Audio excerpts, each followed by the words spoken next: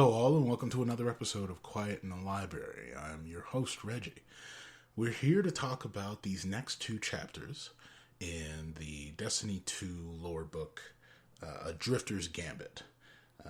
These next two chapters step into the shade, as well as artifacts and old friends.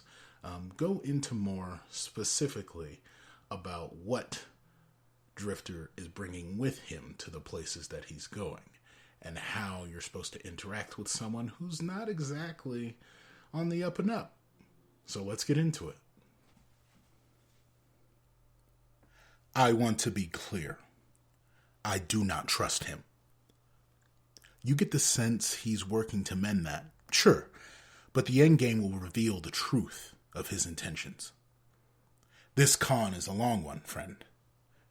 But if any are built to see it done, and see it done right, the Drifter is our man. So we'll see it play out, his gambit and ours. It may not be ideal, in fact, I'd say far from. It's just that I don't see another way forward. The light is fragile, but quick. The dark, dense, and slow. If we want to control the balance, tip it in our favor, if we want to confront those shadows who would see it shift further towards the night, we must play in the gray in between. We must draw them out. Many have fallen to this path. It is not one I tread lightly. But I found the only way to best a shadow is to meet it in the shade. The Vanguard won't allow it. They're noble, but they're flawed, frightened. Most Guardians wouldn't dare it. Too many legends of heroes lost to such unpleasant pursuits. But things have changed. The Oryx Slayers and their like have danced with ascendant realms. The nightmare legends of Bonewalkers and Netherworlds have been cast into the light.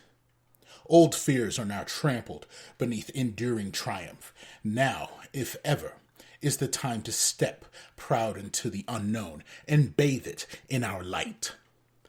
And if doing so draws the attention of enemies old and new, if we tempt damnation, so be it. We will stand ever vigilant and burn them all away. Or maybe the Drifter pulls a double cross and our end is met. No way of knowing, no way to tell. I say we let it ride. Trust ourselves. Trust our instincts. Our light.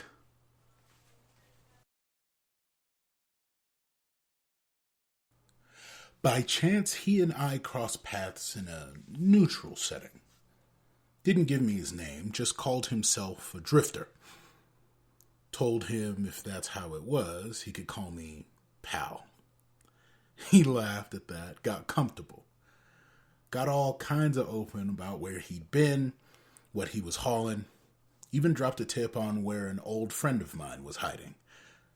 I still wonder if he knows who I really am. He told me he left the system as soon as he was risen. Not immediately, sure. Had to get his bearings, find a ship, get it fit, get it flying. But as soon as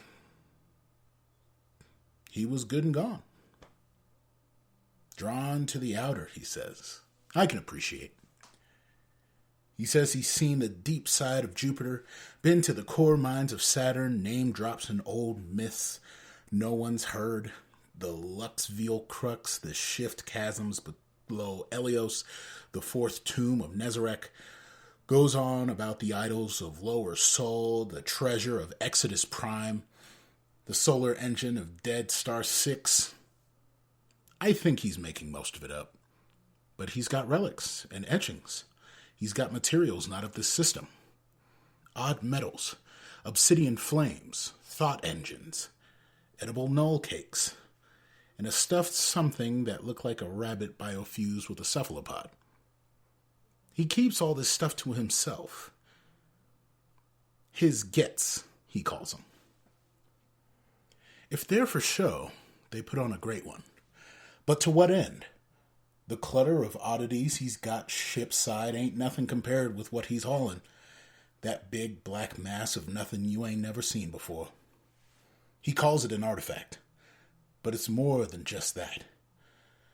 Just don't know what, exactly. He said he got as far out as he's ever been. Said it was from a place cold enough to snuff out your light. I asked him, was it Vex? Hive? Cagey is all. He said no. It was just other. And it was powerful. Maybe. That was his qualifier. Maybe. Why the hell bring it to the inner system then? Maybes are trouble. But he's got an answer for everything. He says, brother, maybes are where the real treasure hides. He could tell I wasn't satisfied, but I knew he wasn't lying. The chunk was other for sure, and Ghost said its readings were off the charts, but abstract, unlike anything anyone had encountered. Can't say that made me comfortable. But then the drifter, with his easy manner and eager charm, asked if I ever met a man in black named Callum.